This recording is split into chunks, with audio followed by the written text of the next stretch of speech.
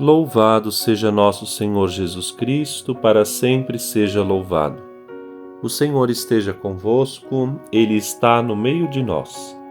Proclamação do Evangelho de Jesus Cristo segundo São Mateus. Glória a vós, Senhor. Naquele tempo, Jesus passou no meio de uma plantação num dia de sábado. Seus discípulos tinham fome e começaram a apanhar espigas para comer.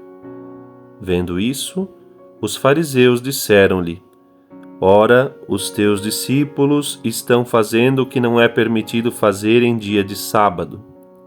Jesus respondeu-lhes: Nunca lestes o que fez Davi quando ele e seus companheiros sentiram fome?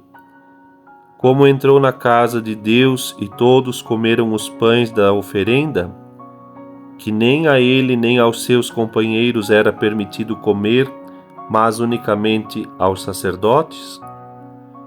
Ou nunca lestes na lei que em dia de sábado, no templo, os sacerdotes violam o sábado sem contrair culpa alguma?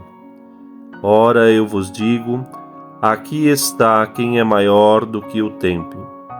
Se tivesseis compreendido o que significa quero a misericórdia e não o sacrifício, não teríeis condenado os inocentes. De fato, o Filho do Homem é Senhor do sábado. Palavra da salvação, glória a vós, Senhor. Querido irmão, querida irmã, nesta sexta-feira, 21 de julho, iniciamos um novo capítulo do Evangelho de São Mateus, capítulo 12, versículos do 1º ao 8º, e nestes versículos, esta belíssima catequese do Senhor, que é Senhor do sábado, como ele próprio diz, por suas palavras. Lembramos aqui que o sábado para os judeus era o dia da semana dedicado ao culto divino. No Gênesis, o próprio Deus o instituiu e pediu que todo o povo se abstivesse de certos trabalhos nesse dia, para poder assim dedicar-se com mais demora e honrar melhor a Deus.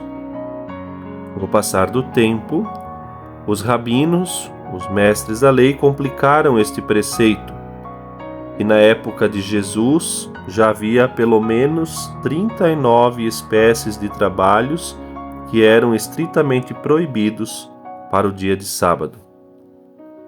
E os fariseus acusam os discípulos de Jesus de violar o sábado, exatamente por causa dessa casuística dos escribas e fariseus.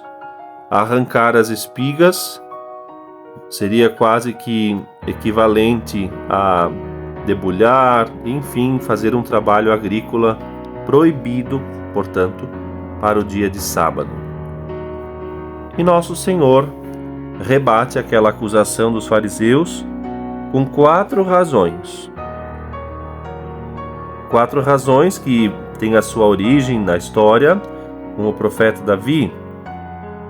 Depois, o rebate com o princípio dos sacerdotes. Depois também sobre a importância da misericórdia divina e, por fim, o domínio do próprio Jesus sobre o sábado.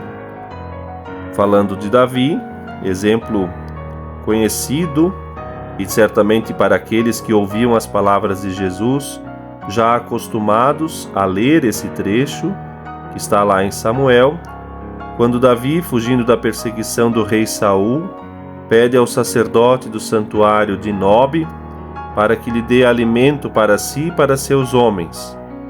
E o sacerdote, não tendo senão os pães chamados pães da proposição, deu, e eram 12 os pães que se colocavam cada semana na mesa de ouro do santuário, como homenagem perpétua das 12 tribos de Israel ao Senhor. E assim consomem aquele pão que seria consagrado a Deus. O segundo exemplo que Jesus fala do sentido da misericórdia refere-se, pois, do ministério dos sacerdotes, melhor dizendo, refere-se, pois, que para realizar o culto divino, os sacerdotes na antiguidade tinham de fazer no sábado uma série de trabalhos. E com isso, de algum modo estariam fazendo um serviço sem com isso desobedecer à lei do descanso.